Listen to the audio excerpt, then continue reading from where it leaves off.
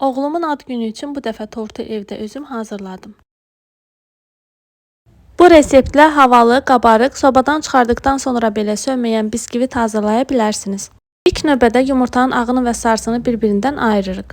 Yumurtanın ağına bir çimdik duz əlavə edib köpürənə qədər qarışdırırıq. Sonra şəkər tozu əlavə edərək beze halına gətiririk. Üzərinə yumurtanın sarısını, duru yağ və qaynar su əlavə edib təkrar mikserlə qarışdırırıq. Kənarda quru ərzaqları da qarışdırıb alınmış kütlənin üzərinə əlavə edirik.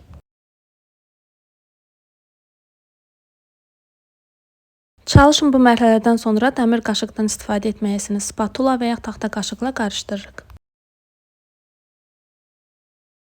Qəlibi sobaya əlavə edib 170 dərəcədə 40-45 dəqiqə bişiririk.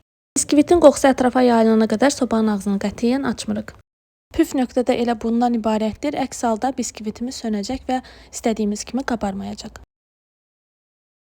Biskvit soyuyana qədər kremi hazırlamağa başlayıram.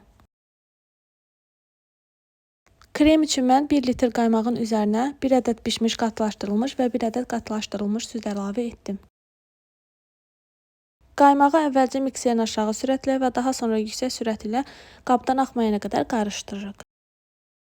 Üzərinə qatılaşdırılmış südləri əlavə edib təkrar qarışdırırıq. Mikserin çubuqları qabda iz buraxana qədər qarışdırmağa davam edirik.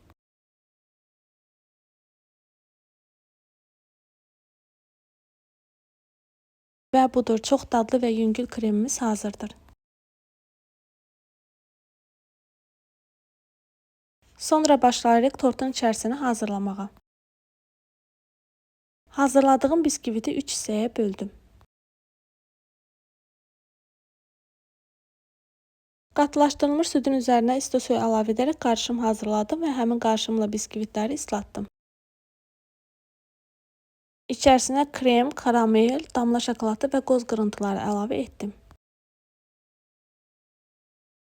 Karameli qaymaqlı evdə özüm hazırlamışdım. Hazırlama videosunu yaxın zamanlarda bölüşəcəm. Siz istəyə görə fərqli içliklə də hazırlaya bilərsiniz.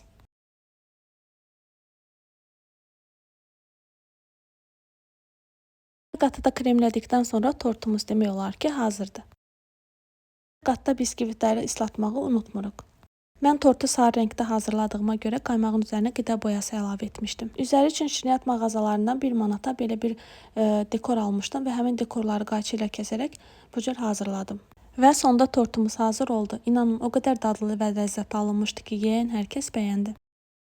Kanala abunə olmağı və videonu bəyənməyi unutmayın. Hələlik.